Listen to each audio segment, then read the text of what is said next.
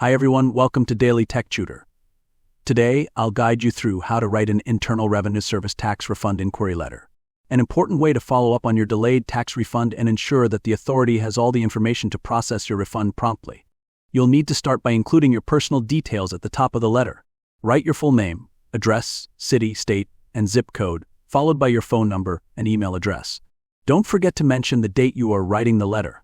Next, you will address the letter to the Internal Revenue Service, so include the correct office address and the city, state, and zip code of the office you're contacting.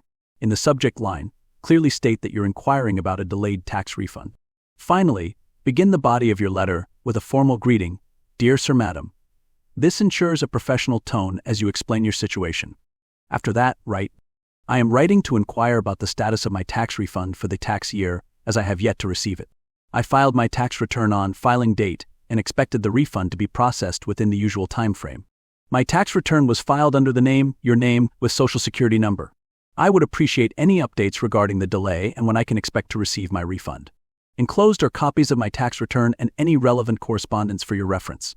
Please let me know if any further information is needed to process my refund. You may contact me at your phone number or your email address for any updates. Thank you for your time and assistance in resolving this matter. Sincerely, your name." Here's our sample Internal Revenue Service tax refund inquiry letter.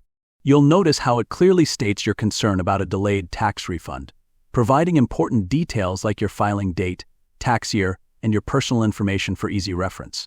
The letter also includes relevant documents to support your inquiry, such as your tax return, and politely requests an update on the status of your refund. By following this format step by step, you can write a clear and concise inquiry that helps expedite the process.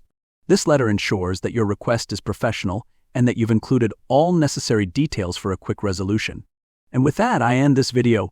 If you found it helpful, give a thumbs up and subscribe for more tips on crafting tax-related documents.